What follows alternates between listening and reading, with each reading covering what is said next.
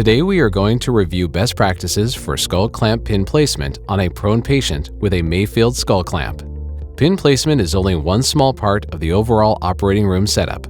Patient positioning for neurosurgical and spine procedures is a complex topic with many important factors that are beyond the scope of this video. The surgeon must consider the individual patient and surgical situation when incorporating these best practices for skull clamp pin placement. Today we have our most commonly used skull clamp, the A1059. If your model doesn't look exactly like this, don't worry, the principles are the same. Before we start, ensure that the skull clamp is extended to a width that is larger than you will need to slide over the patient's head.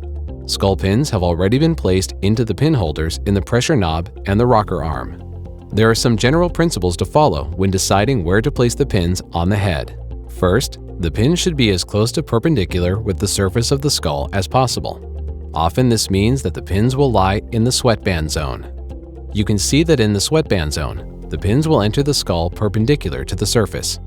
If you move the pins more superiorly toward the vertex, the pins enter the skull at more of an oblique angle, resulting in less stable fixation.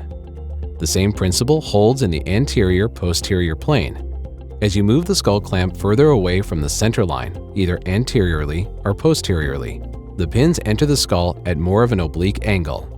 The second general rule to follow is that the imaginary line extending from the single pin should point directly through the center point of the patient's head. This line should also bisect the imaginary line between the two pins on the rocker arm. Here is an example of non-ideal pin placement where the imaginary line extending from the single pin does not point directly through the center point of the patient's head. You can see this line also does not bisect the imaginary line between the two pins on the rocker arm. One thing to avoid is placement of the skull pins too posteriorly. This pin placement would not be advisable for a prone patient.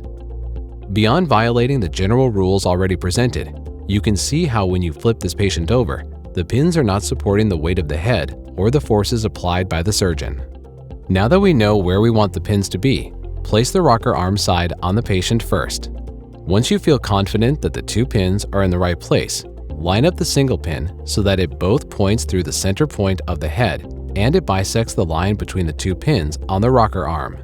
Close the clamp, keeping constant pressure on the two-pin side. With the pins in their final position, tighten the swivel lock on the two-pin side so that the base of the skull clamp is going over the patient's face.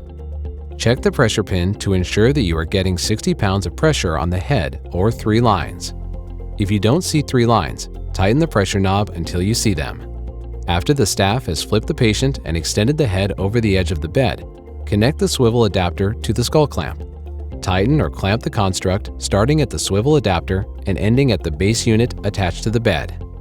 You now have the optimal construct to begin surgery. Thank you.